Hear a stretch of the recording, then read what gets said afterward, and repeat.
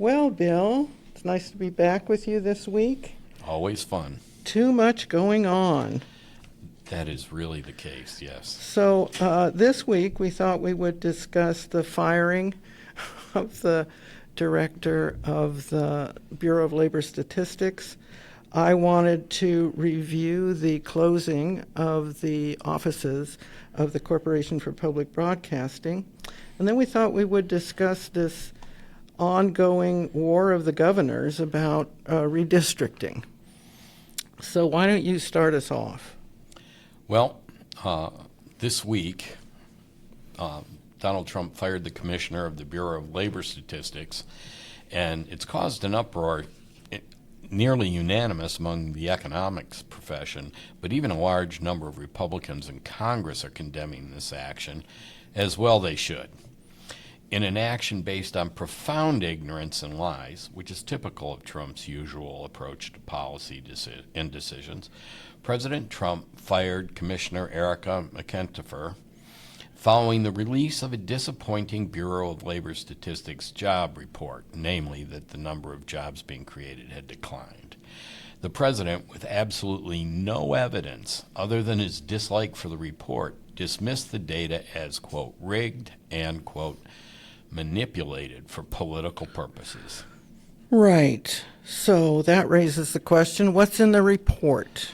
Well, basically, the report showed that non-farm payroll jobs increased by just 73,000 and that unemployment worsened to 4.2%. Now, 73,000 sounds like a lot, but when you're talking about hundreds of millions of people, every day somebody enters the labor force, right?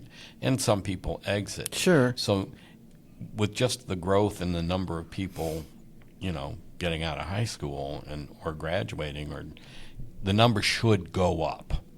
Okay.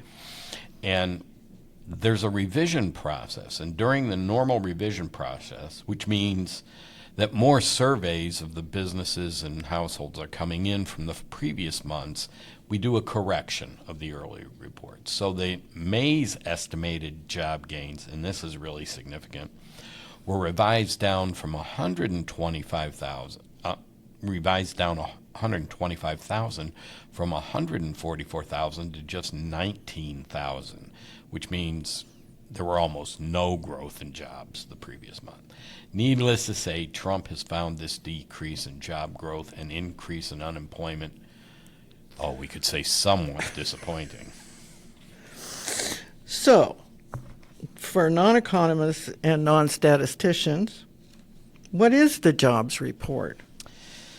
Well, the 2000 Bureau of Labor Statistics folks collect data from a household survey of citizens and then from the current employment statistics survey of about 560,000 employers, businesses, and government agencies at all levels.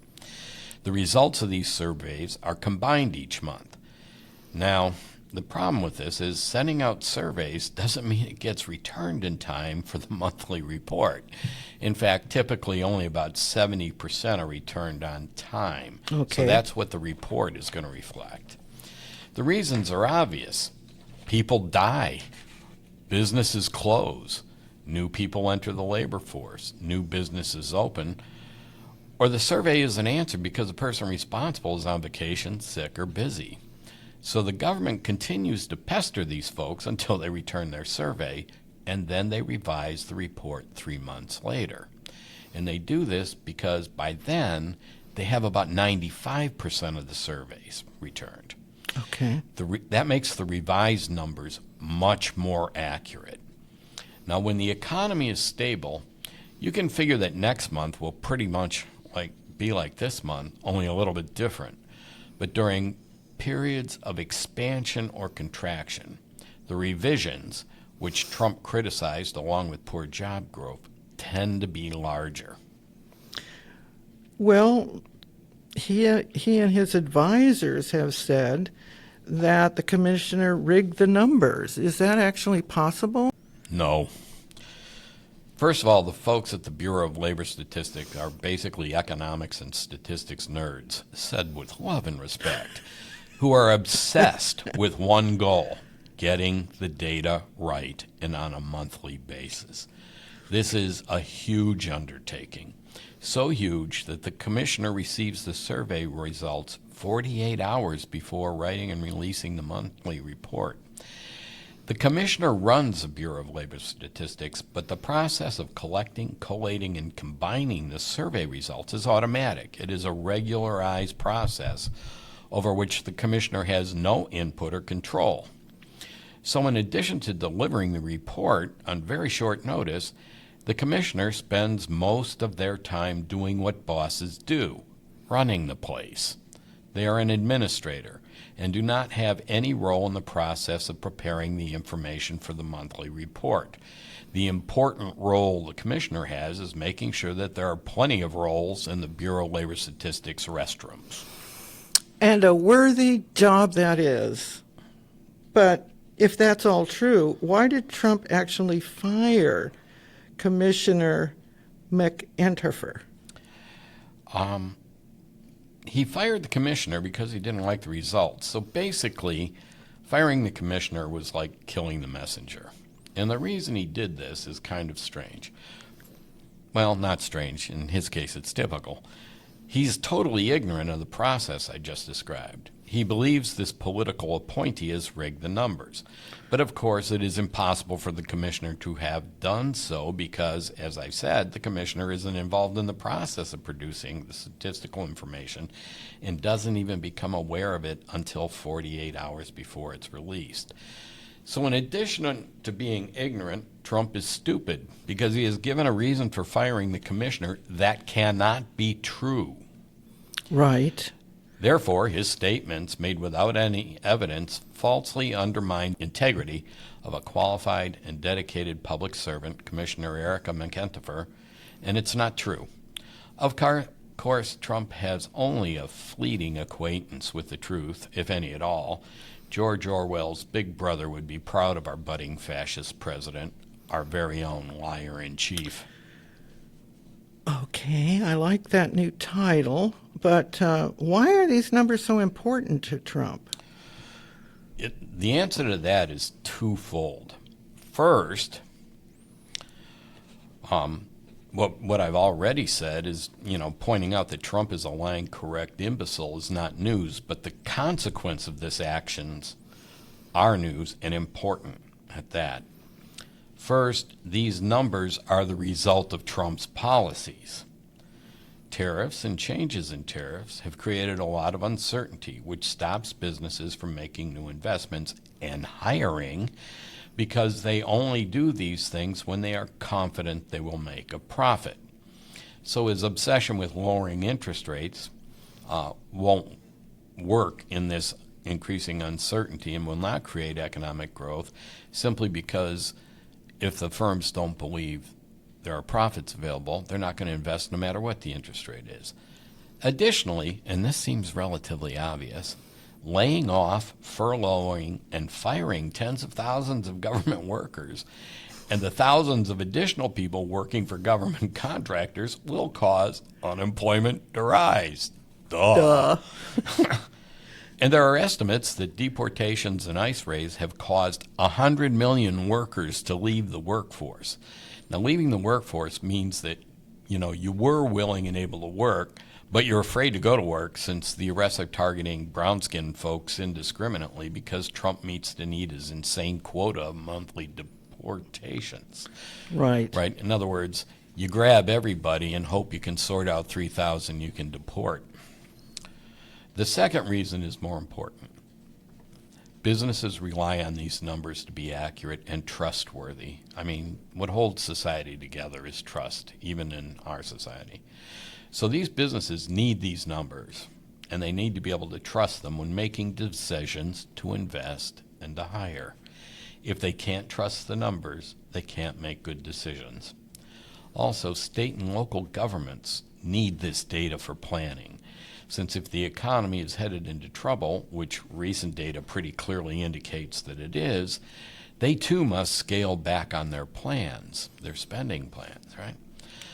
Additionally, our congressional representatives need accurate information to craft effective policy, though it's clear pretty much that most of them aren't paying attention or don't really care about making good policy, just appeasing their MAGA base to get through their next primary. Well, that is indeed discouraging because it adds to the atmosphere of uncertainty. Is there more bad news? Yep, there sure is. The reality Trump is trying to hide, and that is in the data he wishes to suppress and replace with fake data, a process at which he will very likely succeed, is unemployment is going up.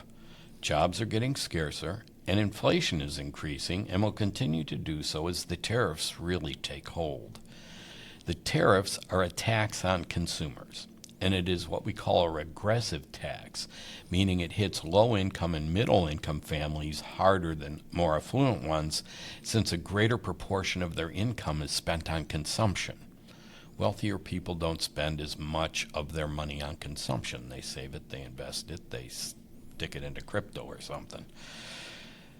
Also, net real domestic investment, and this is the actual new investment in our ability to produce goods and services, is slowing down, not increasing, which also reduces expenditures in the economy.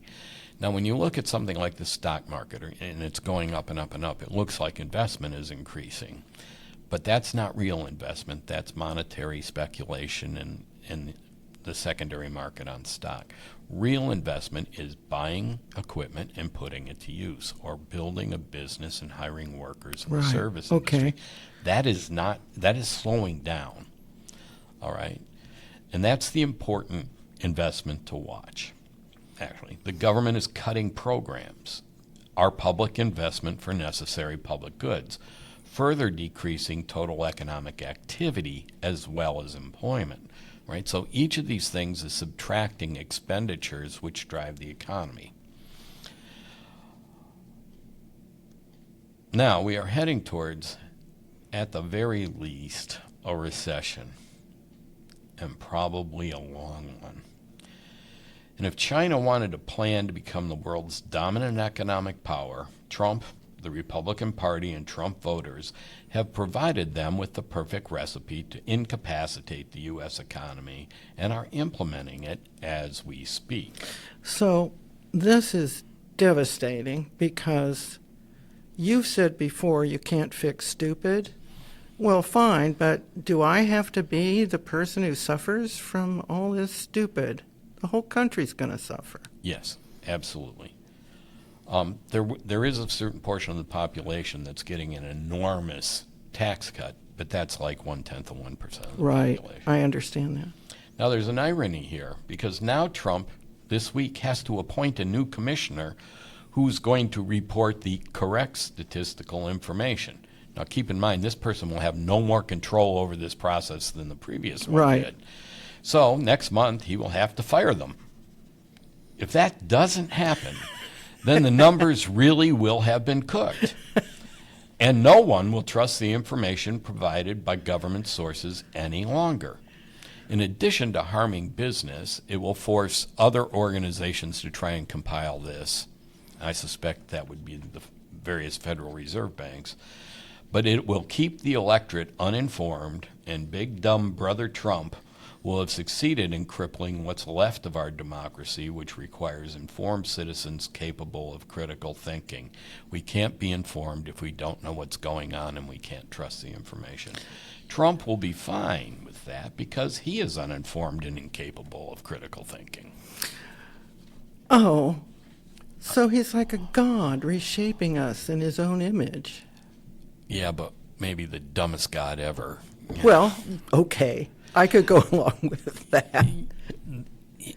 This is a function of his magical thinking, that if he just makes a decision, inserts one of his people, that will alter the very nature of reality. Yeah. What it will do is make us unsure of what's actually going on, create more uncertainty, which is exactly the opposite of what he needs to be doing.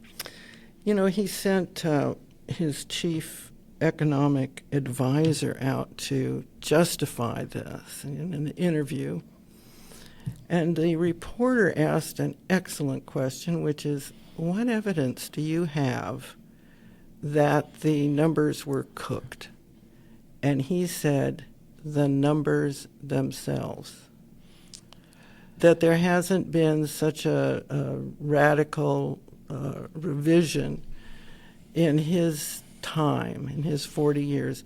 So it has to be what he called a typo. Well, let's put it this way. First of all, that's not true. We have seen these kinds of revisions in, the recent past. Not very recent, because we haven't had a big recession now in like 17 years. So, and we were having gradual growth, so that in fact the variation, or what we would call the variance of these statistics, would not have been large. But when you're going into a recession, or if you're going into a big expansion, then that variance gets large, and that's why the revisions are large. And they're pointing to those revisions, the fact that it's getting revised, as the place where the so-called cooking the books is happening. Even Larry Summers, not one of my favorite economists, wrote a long column condemning this and explaining why this was an absolutely idiotic thing to do. It'll make it impossible for anybody to do any kind of planning looking at the numbers up until today and then knowing that they could be manipulated in the next round. I don't want to leave you or our listener with a terrible image in their minds, but this does sound like the emperor has no clothes. In other words, Trump's minions are telling him, you look gorgeous. Everything's fine. In fact, I got a happy message from Representative Longworthy, who's not my representative, but I guess he thought I might be interested, that the Fed had cut interest rates, and the economy is bubbling along, and aren't we all really happy with what Trump is doing? And I thought, you're living in fairyland. None of this is true. So you have to imagine Trump, I guess, walking around the roof of the White House buck naked while everybody tells him he looks just grand. Yeah, this is a strategy, presumably. If you keep saying ridiculous things, people have already accepted all kinds of ridiculous things in the process of electing this guy twice. Yeah. Well, and they must think that the entire population is gullible as heck. Yeah, someday I will talk about the big lie and how people don't necessarily understand how that particular brand of propaganda worked. But yeah, well, most of us can't read German. Well, some of us are dumb enough to study these things. I'll work on it. Yeah, I can see where this is going. All right. Well, are you ready to turn to? Yeah, I'm really interested in this because I haven't been following this story very closely. I've just been very sad and mourning the loss of my Sesame Street friends. I'm so glad Mr. Rogers isn't here to see this. Oh, it would be devastating. Yes. Well, it's Actually, he wouldn't have let it happen, but that's... It is awful. But I do want to do a deep dive into what is the Corporation for Public Broadcasting, where does it come from, and then what's behind all this? What's going on? I'm really anxious to go into this. Okay, so just to bring us up to date, congressional spending cuts stripped $1.1 billion over the next 2 years in funding for the Corporation of Public Broadcasting, and cut a further $7.9 billion to underwrite other programs. So the Corporation for Public Broadcasting will close its offices in Washington. They're planning an orderly shutdown where most staff positions will end on September 30th. I mean, this has to be devastating to those people, which is the end of the fiscal year. And a small team will remain on until January of 2026. Patricia Harrison, who's the corporate president and CEO of the Corporation for Public Broadcasting, said, and here I quote, "Public media has been one of the most trusted institutions in American life. providing educational opportunity, emergency alerts, civil discourse, and cultural connection to every corner of the country, which I think speaks for the majority of Americans. Absolutely. Does this mean the end of public broadcasting? I mean, what is the difference between the Corporation for Public Broadcasting and the public broadcasting networks?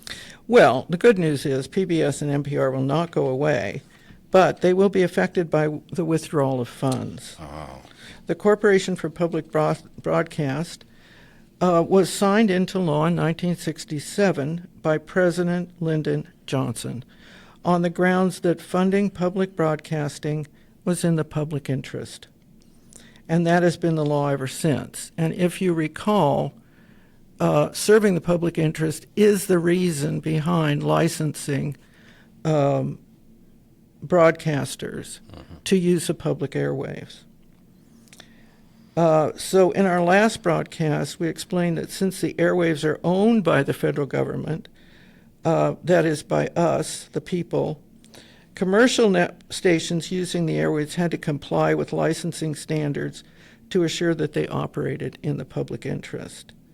Now, that foundational understanding was essentially overturned during the Reagan administration. It was still alive and well in 1967 when the Corporation for Public Broadcasting was established to oversee the distribution of federal funds to the state and local public television stations. It is worth revisiting, I think, the wording of the legislation passed in 1967 to see what is at stake in defunding the Corporation for Public Broadcasting. These are some of the justifications included in the act, and I'm quoting here. It is in the public interest to encourage the growth and development of public radio and television broadcasting, including the use of such media for instructional, educational, and cultural purposes, expansion and development of public telecommunications, and of diversity in its programming, depending on freedom, imagination, and initiative on both local and national levels. It furthers the general welfare to encourage public telecommunications services, which will be responsive to the interests of people, both in particular localities and throughout the United States, which will constitute an expression of diversity and excellence, and which will constitute a source of alternative telecommunication services for all the citizens of the nation. It is in the public interest to encourage the development of programming that involves creative risks and that addresses the needs of unserved and underserved audiences, particularly children and minorities. Now, that's what we're losing. A private corporation, the legislation concluded, should be created to facilitate the development of public telecommunications and to afford maximum protection from extraneous interference and control. And to me, that is now what's at risk. yeah. What motivated Congress to create the Corporation for Public Broadcasting? Well, at the Democratic Convention of 1964, John F. Kennedy's assassination in November of 1963 was foremost in the minds of the delegates. And the theme of the Democratic Party platform in 1964 reflected the response to that tragedy, calling for national unity. But the platform also reflected President Johnson's intention to declare a war on poverty in order to create what he called the Great Society, one which offered opportunities to all Americans. Education and educational access were central to this vision. The Democratic Party's 1964 platform was very focused on the need for the equality of educational opportunity. And I think, again, it's worth revisiting the wording to remind ourselves of what is now under threat, because it does relate to the role of the Corporation for Public Broadcasting in promoting education and information. Here's a quote from the 1964 party platform. There can be full freedom only when all of our people have opportunity for education to the full extent of their ability to learn, followed by the opportunity to employ their learning in the creation of something of value to themselves and to the nation. Our task is to make the national purpose serve the human purpose, that every person shall have the opportunity to become all that he or she is capable of becoming. We believe that knowledge is essential to individual freedom and to the conduct of a free society. We believe that education is the surest and most profitable investment a nation can make.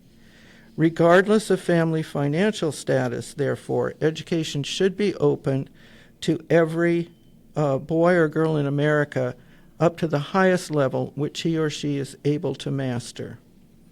In an economy which will offer fewer and fewer places for the unskilled, and this is 1964, there must be a wide variety of educational opportunities so that every young American on leaving school will have acquired the training to take a useful and rewarding place in our society.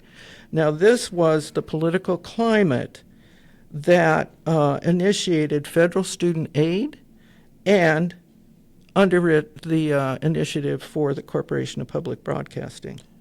You know, it'd be really nice if the Democratic Party put this in their current platform.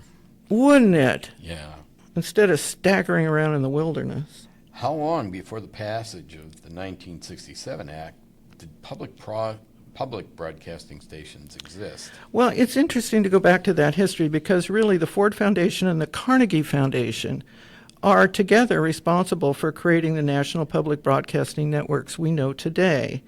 The first radio stations were created beginning in the 1920s when the FCC granted licenses for the lower end of the FM frequencies. These didn't have the broadcast reach of the AM frequencies and therefore were less desirable for the commercial networks. For the most part, these early nonprofit stations were operated by state universities. WNYC was operated by the City of New York, and the programming was educational and cultural.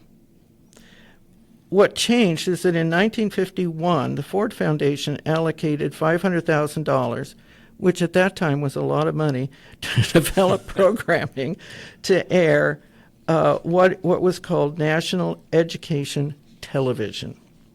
The first non-commercial television stations were launched.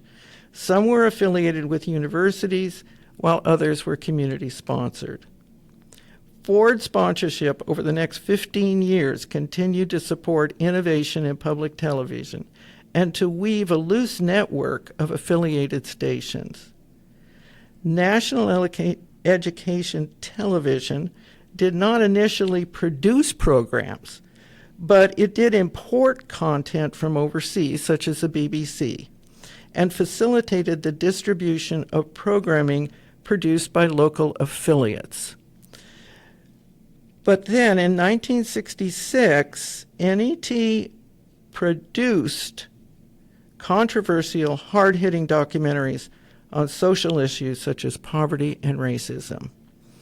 This upset affiliates in politically conservative markets. So you probably have to think Frontline here. Oh, yeah. Really hard-hitting documentaries. The Carnegie Corporation advocated federal support for a publicly funded network formed from the loose affiliations of the stations in the National Educational Television affiliates. In particular, it advocated a federal organization that would not have any production capacity. So maybe a velvet glove here. Yeah. In 1967, the Carnegie Corporation published a highly influential report called Public Television, A Program for Action.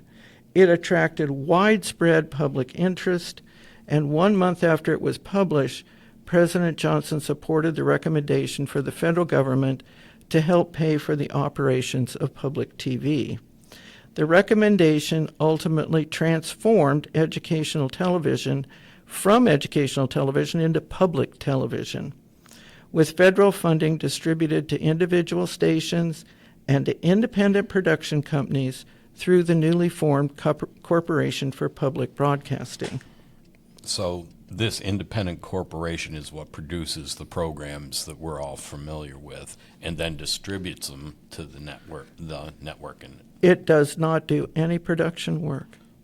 It underwrites it. It underwrites. Okay. Yeah, it distributes, the federal government allocates money to the Corporation for Public Broadcasting, and the Corporation for Public Broadcasting distributes that money.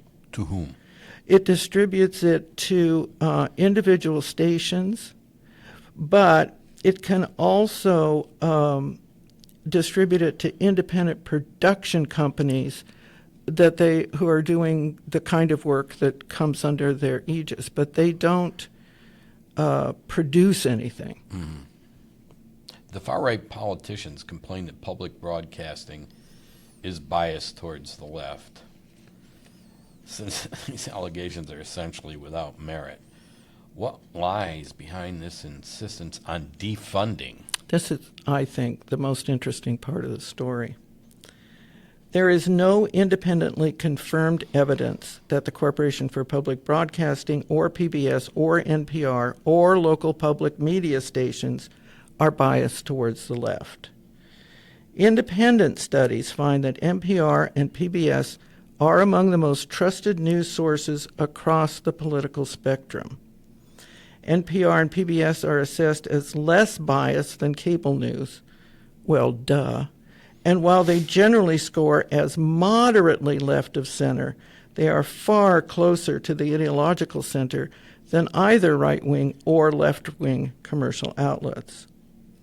The Public Broadcasting Act of 1967 requires the Corporation for Public Broadcasting to maintain, quote, strict adherence to objectivity and balance in all programs or series of programs of a controversial nature, close quote. The CPB conducts regular content reviews and and also audits of grantees. Stations have to demonstrate editorial independence from funders, including from the CPB. In other words, there is already a mechanism for airing allegations of bias baked into the original legislation. Right-wing critics do not avail themselves of this. In other words, there's a formal filing process. Yeah. Well, it seems like then their goal here, I mean, if they just wanted to complain, there's an avenue for them to do it. Yes. But they seem to want to do more than that. Much more destructive. At issue is that the Corporation for Public Broadcasting is seen as a threat to information control, particularly in rural and underserved areas.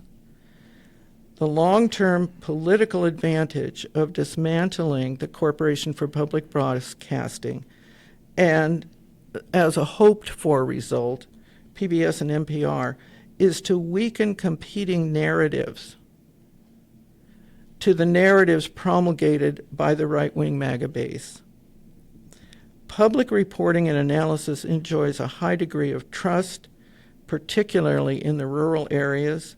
There is little doubt that there's a tug-of-war currently going on over control and development of local news.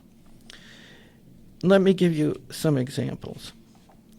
In 2023, the Carnegie Foundation launched an initiative called Press Forward, which is a fund of $500 million put together by contributors from a coalition of donors, and it's all to support local news.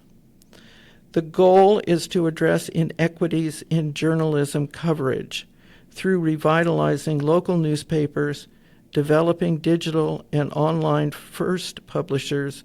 That means they started out online, not as press media, and public policy and advocacy efforts.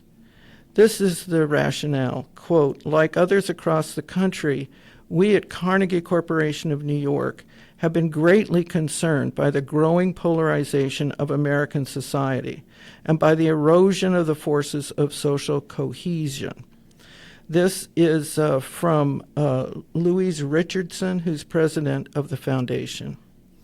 She went on to say, "We believe that together these trends are undermining the strength of our democracy.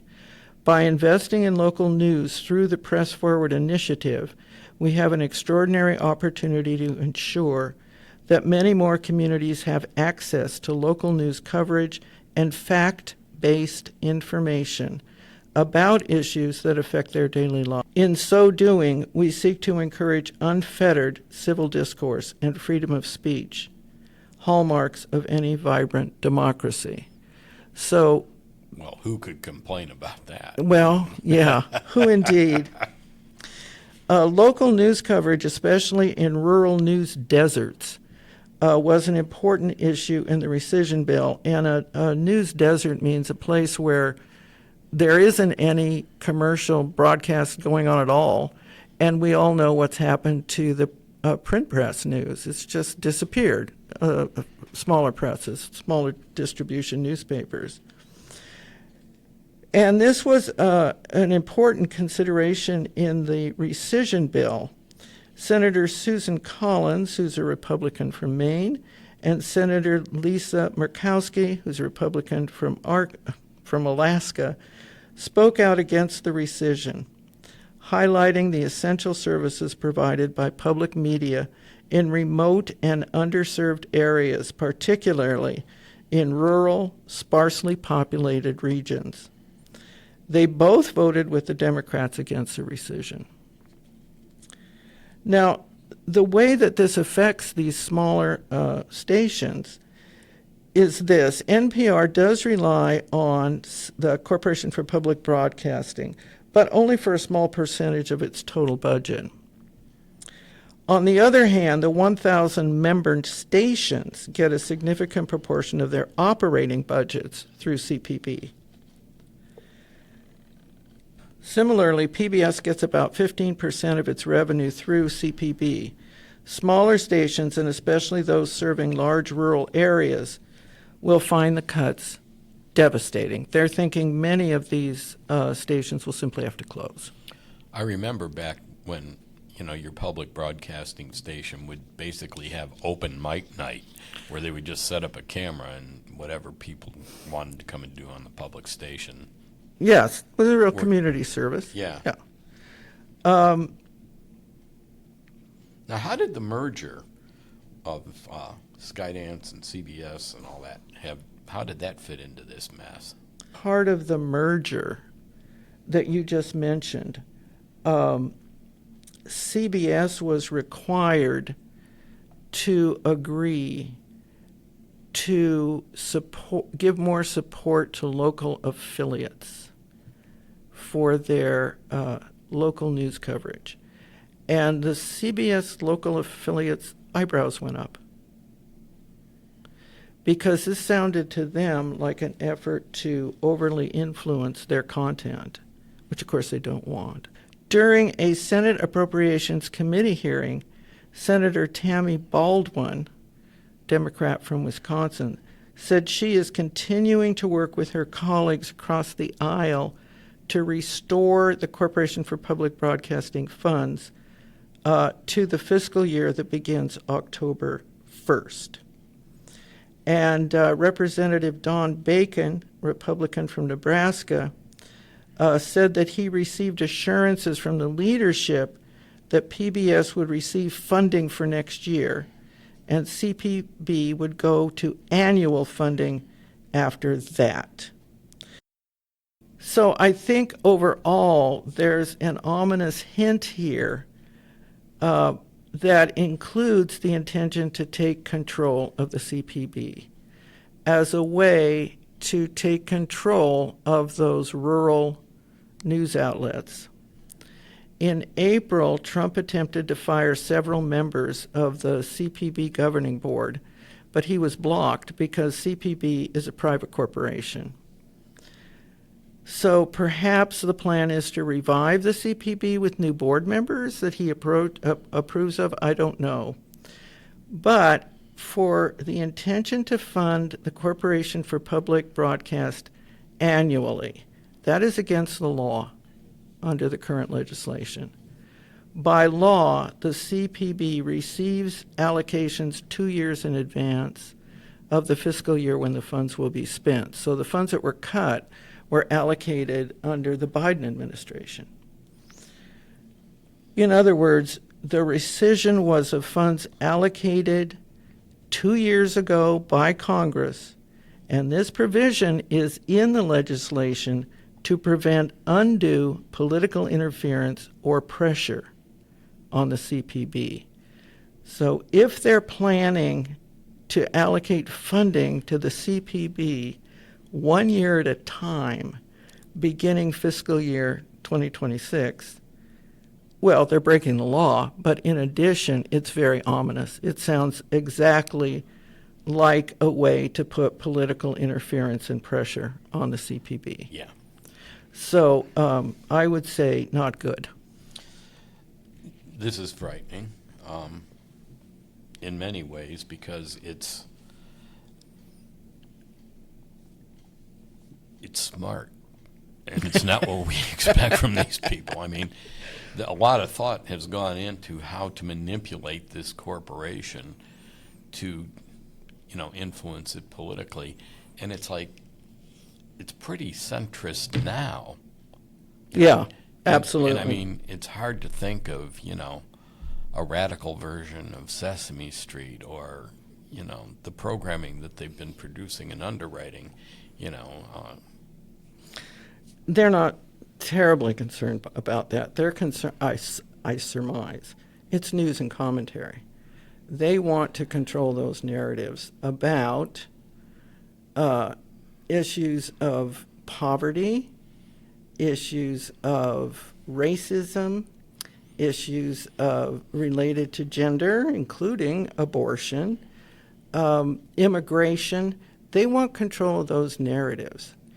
And there's an internal memo that was leaked to Trump by his minions explaining to him the long-term political advantage of essentially gaining control over the CPB and its ability to underwrite local stations. Because in some areas, they're the only stations. Mm-hmm. So, you're right. It ain't pretty. And it is smarter than we usually give them credit for. On that note, can we talk about other shenanigans that the Republicans are up to? Most recently, this redistricting scam thought up by Governor Abbott, the good Governor Abbott of the great state of Texas. The entire Democratic elected representatives walked out and went to Chicago. And then they visited New York for a while to talk to our governor. What are your thoughts on this? I think a couple of things. First of all, since most of the real work in the Texas government is done by the commissioners by statute, the president, the governor, doesn't really have a lot of power there, so he has a lot of time to get up the mischief. And this redistricting plan is clearly inspired by the Trump administration. It's like find me 11,000 votes. Well, Exactly. Now it's like find me 5 congressional districts so that I can get control of Congress. And the governor seems to be complying with this. So my guess is... Which is really strange from a states' rights perspective.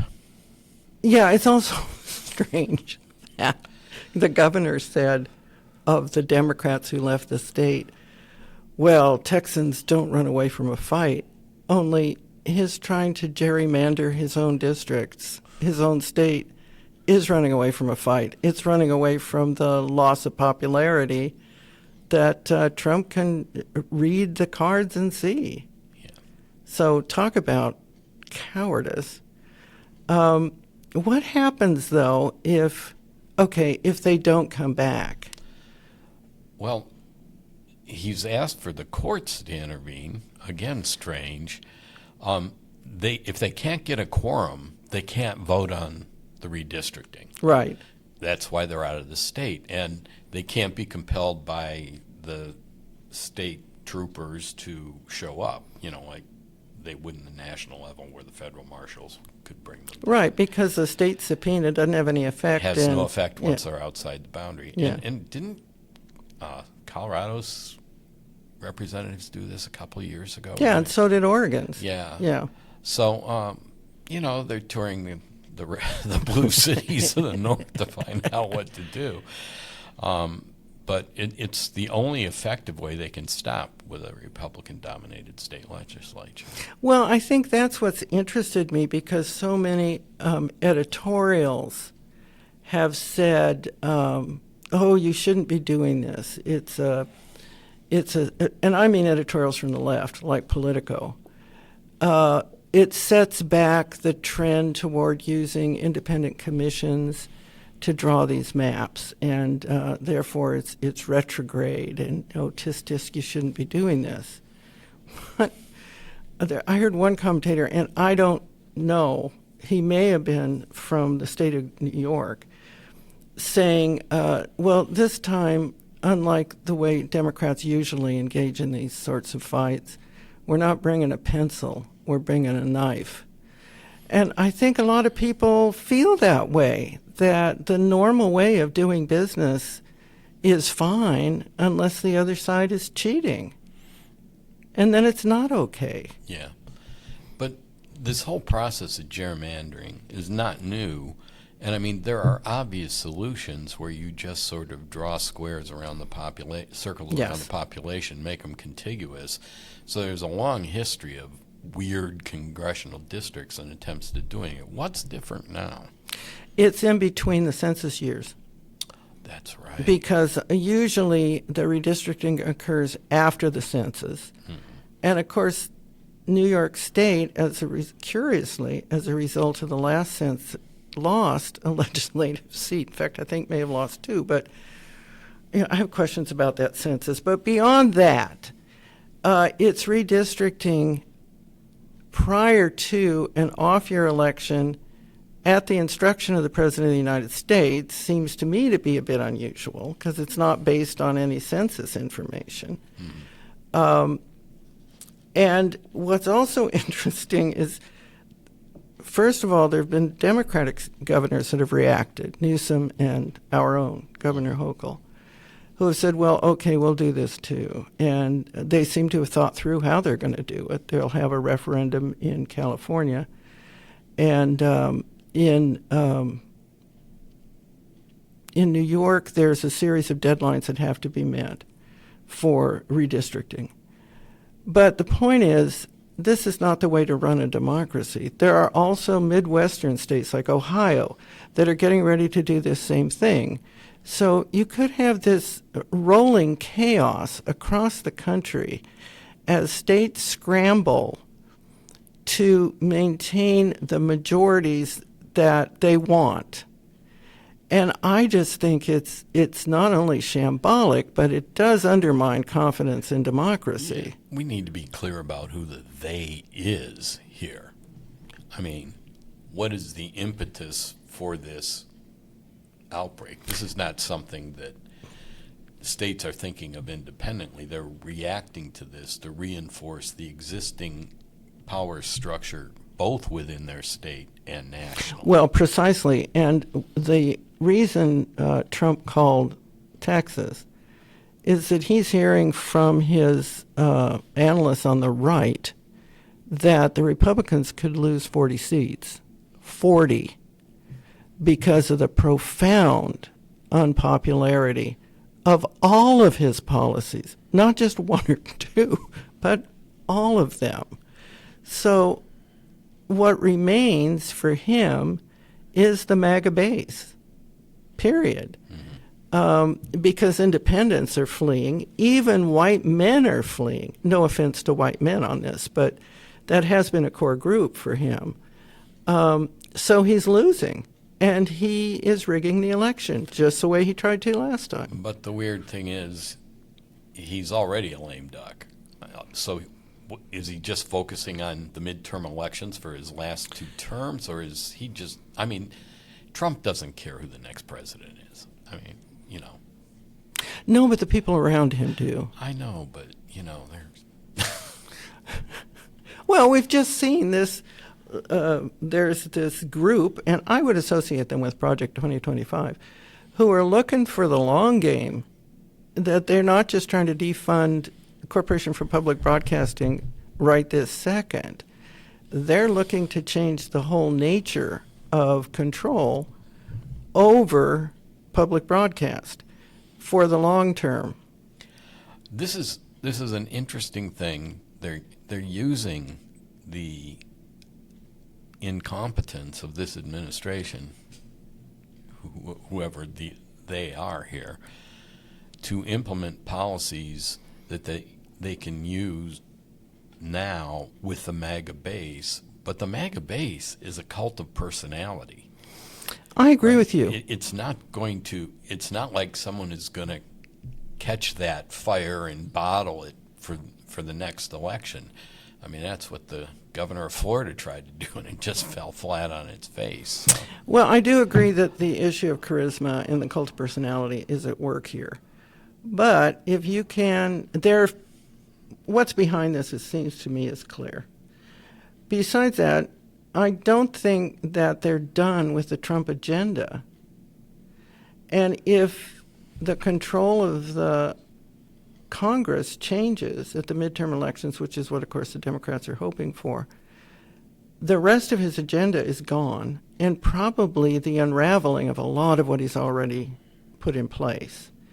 So are you saying this looks a little desperate to you? It looks a little obvious to me, but it also looks dangerous to me. When you look at Trump's policies taken together, it is completely incoherent and contradictory. So clearly, Trump is not the mastermind here. Absolutely right. And so maybe it's Project 2025, maybe it's the core group of the neoliberal, thought collective that's been operating for a long time. But Trumpism should probably fade away after Trump. And who knows whether the people he brought into the electoral process will continue to be involved and excited about doing this when he's not in the position of leadership. True. So it sounds like these other groups are building a foundation while they have this opportunity and this support from people who aren't thinking too hard about what they're doing. No, I think that's true. I think that's absolutely right. But I think the other thing that has to ultimately be discussed is the role of the Democratic Party. I mean, Hochul and Newsom finally stepping up and saying, okay, you want to have you cross the line, we're going to have a fight about this. Yeah. And what Newsom has said is he will not enter into redrawing the electoral map if Texas backs down. Mm-hmm. Well, that's a fight. And maybe it's a start. As Will Rogers said, I don't belong to any organized political party. I'm a Democrat. No, but come on. I mean, I don't know if you saw Schumer. Schumer gave a press conference, and what was behind the press conference is that when they come back from their, I want to call it a retreat, it's really a recess, they're going to have to consider how to keep the government funded. That's the next stupid fight they have to have. And why we have to keep having these, I don't know. But this time, unlike last time where he let the stupid bill go through without a fight, they're planning to say, no. Here's what we want out of these negotiations. And we're going to be really tough this time. So he's on the podium. He's got his glasses at the end of his nose. He's looking down while he's reading in a dispassionate voice and doesn't really tell you what they're planning to do. There's a lot of talk about saving democracy. All of the comments that I saw said, I don't know what he's talking about. And I got to tell you something, I didn't either. Well, here's something I'm going to say that's odd. Trump is correct about the debt limit. It should be eliminated. It's unconstitutional. No, to begin with. I'm with you on that. And it's yeah. complete. So all it is a political weapon, and everybody hates it as a political Yeah. weapon.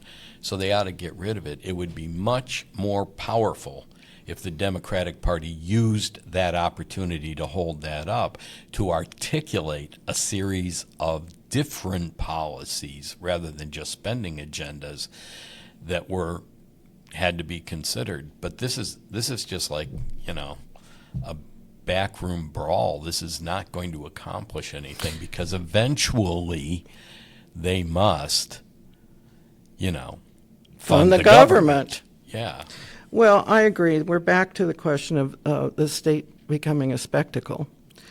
And I'm afraid that while that's a fascinating topic, we're going to have to wrap it up this time. It's been really interesting. I appreciate the way you caught us up on the Bureau of Labor Statistics. And I urge everybody to do what you can to support your local networks of public broadcasting and also NPR and PBS nationally. And, what can I say? We have to keep the faith. Bill isn't even bothering to say goodbye. Goodbye. Are we done? After we do these things, I'm more fucking discouraged than I was when I